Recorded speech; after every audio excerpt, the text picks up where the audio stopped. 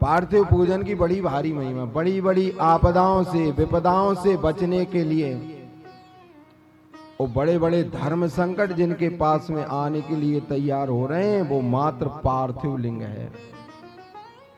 जो नर्मदेश्वर आदि का पाषाण लिंग का पूजन किया जाता है उससे भी पुण्य की प्राप्ति होती है, लेकिन अत्यधिक पुण्य की यदि प्राप्ति करना है और हमारे सारे मनोरथ यदि पूर्ण करना है तो एकमात्र उपाय है, वो है पार्थिव पूजन। यहां पूछा गया कि ये बताइए कि श्रेष्ठ लिंग कौन सा है, तो कह रहे हैं धौतम शौच देशो ततो गत्वा गोमयाद्यपयमार्जिते रत्नम मणिम त्रिसाद्यम कुर्यात सर्व काम फलप्रदम। तो शास्त्रकारों ने कहा कि मणियों के, रत्नों के, आदि आदि के जो शिवलिंग होते हैं वो देवता पूजा करते। आजकल पारदेश्वर पूजन करने का बड़ा विधान है, लोगों में परंपरा है। जिसमें रत्न मिल गया है, जिसमें धातु का प्रयोग हो गया है, कह रहे हैं उसमें क्रिया की शुद्धि होना आवश्यक है। यदि पारदेश्वर पूजन करने से पुण्य की प्राप्ति तो होती है, लेकिन उसके लिए पर क्रिया की भी शुद्धि की आवश्यकता है। उसमें आपको शिखा का, सूत्र का, भस्म का, रुद्राक्ष का, इन सभी का प्रयोग करना पड़ेगा। और कंधे के ऊपर यदि आपका शुद्ध यज्ञोपवीत यदि पड़ा है, ऐसी बनाया हुआ नहीं का जिसका पूजन आपने श्रावणी में किया है वो यज्ञोपवीत आपके कंधे पर हो, हमको सिद्धि क्यों प्राप्त नहीं होती? क्योंकि वो भगवान कह रहे हैं, भगवान शशांक शेखर कह रहे हैं तन्मे मना शिव संकल्प मस्तु। का पहला तो आपका मन का संकल्प शुद्ध होवे, फिर दूसरा कहा कि क्रिया के जो संकल्प है वो क्रिया का संकल्प शुद्ध होवे। क्रिया का संकल्प कहा कि आपका कांच लगा होवे, यज्ञोपवीत शुद्ध होवे, शिखा होवे, ये सारी क्रियाएं, ये क्रिया शुद्ध होवे। और फिर तीसरा कहा कि वाणी शब्द शुद्ध होवे, जो मंत्रोच्चार किया जा रहा है वो मंत्रोच्चार आपका शुद्ध होवे।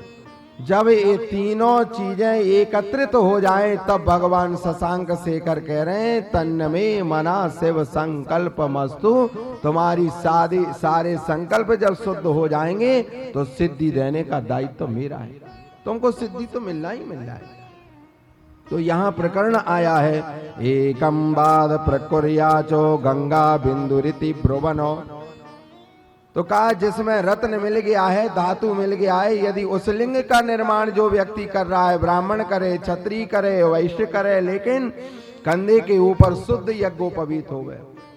अब हमारी क्रिया शुद्ध नहीं है तो फिर भगवान का जो पूजन किया जा रहा है वो सारा का सारा विफल हो गया। और भगवान शशांक शेखर कह रहे हैं जैसे उन्होंने तृतीय नेत्र को खोल करके और काम को जला करके उन्होंने समाप्त कर दिया, तो उसकी पत्नी रति रोती हुई आई। रति ने भगवान शशांक शेखर से क्या कहा, कह रहे हैं ततश्च वारुणम स्नानम करणीयम शिवाय वै। हे भगवान, हम तो देवताओं की आज्ञा पाकर के, मेरा पति आया था वो अपने मन से नहीं आया, और हम लोग आपका बड़ी क्रिया के द्वारा पूजन करते हैं और आपने मेरे पति को जला करके समाप्त कर दिया। जब वो रोने लगी, दुखी होने लगी, तो भगवान शशांक शेखर ने कहा देवी तुम देवताओं की आज्ञा पाकर के तुम्हारा पति आया था, लेकिन इतना विवेक तो होना चाहिए कि किसके ऊपर बाण का प्रयोग करना है। अरे महादेव के ऊपर तुमने बाणों चलाना आरंभ कर दिया तो उसका तो तुमको कष्ट सहन करना ही पड़ेगा। अपराध किया है वो तो भोगना ही पड़ेगा। जब रति रोने लगी तो भगवान शंकर ने कहा कि तुम मेरी अनन्य भक्ति करती हो, प्रीति करती हो, और तुम्हारा पति भी मेरा पूजन अर्चन वंदन करता था, इसलिए ये भस्म उठा करके लेकर के चली जाओ। जब कृष्णावतार होगा, कृष्णावतार में भगवान कृष्ण के यहाँ पर पौत्र के रूप में जन्म लेकर के आएगा, यही तुम्हारा पति होगा, और तुम प्रतीक्षा करती रहती। लेकिन उस रति ने एक प्रश्न और किया, स्कंद महापुराणकार कह रहे हैं। उस रति ने कहा कि आप ये बताइए, आपकी भक्ति करने के बाद भी ये दंड भोगना पड़ता है? तो भगवान शशांक शेखर कह रहे हैं, गृहे लिंगम च यद पूज्यम तस्मिन् सर्वम प्रतिष्ठितम। हे देवी, जो पूजन किया जा रहा है, यदि वो अज्ञानता में, अनजाने में, बगैर पूछे ताछे, बगैर अधर्म की यदि ये किया जा रहा है, तो जैसे तेरे पति को दंड मिला है, ऐसे ग्रस्त जीवन में रहने वाले प्राणी को भी वो दंड मिलेगा। इस जीव का स्वभाव है। कई लोगों ने कहा कि महाराज, हमने भगवान की इतनी भक्ति की, माता पिता की इतनी पूजा की, फिर भी हमारे ऊपर इतनी आपदाएं क्यों आती, हमारे ऊपर इतनी विपदाएं क्यों आती हैं? पापी के ऊपर तो कोई कष्ट नहीं होता, पापी के पैर में तो कभी कांटा भी नहीं करता, जो कभी भूल करके भी भगवान का नाम का उच्चारण नहीं करता। तो भगवान कह रहे हैं कि जितना मैं भक्त की परीक्षा लेता हूं प्रत्येक कदम कदम पर, कहा कि मैं पापी की कभी परीक्षा नहीं लेता। और जीवात्मा यदि ये मन में विचार करे कि हमने भगवान शंकर का इतना पूजन किया है, वंदन किया है, इसके बाद भी हमारे ही ऊपर पूरी आपदाएं आ रही हैं, तो जान लो इस बात को कि भगवान की दृष्टि हमारे ऊपर है और वो हमारी परीक्षा ले रहे हैं। और भगवान ने कहा, तत्रोपवेश्य कुर्वीतो त्रिपुंडम स्थिता भवेतो।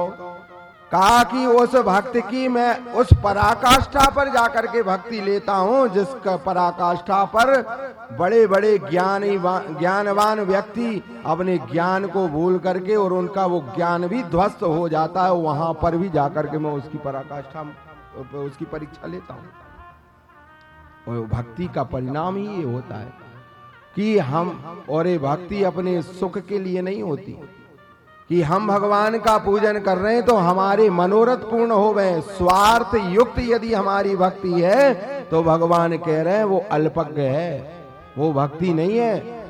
अरे जो स्वार्थ से ऊपर उठ करके जो भक्ति की जाती है, जिसका नाम है निष्काम, यदि निष्काम भक्ति है तो भगवान कह रहे हैं ऐसे भक्ति करने वाले के सारे मनोरथ, सारी कामनाएं तो पूर्ण होती हैं और वो शिव सायुज्य को प्राप्त हो जाता है। और वो जो अज्ञानता में मंद बुद्धि के द्वारा यह विचार करें कि यदि हम ऐसा करेंगे तो ऐसे करने से हमारा ऐसा हो जाए, तो भगवान ने कहा ये लेन देन का संबंध हमसे नहीं चलता। यदि तुमने हमारे साथ में व्यापार किया, धर्म में व्यापार नहीं होता है कि प्रभु हमारा ये काम हो जाए तो हम ऐसा करें वैसा करें। अरे निष्काम हमारा यदि क्रिया चल रही है तो शास्त्रकार कह रहे हैं तुम्हारे, अरे मैं स्वयं तुम्हारे घर में आ गया,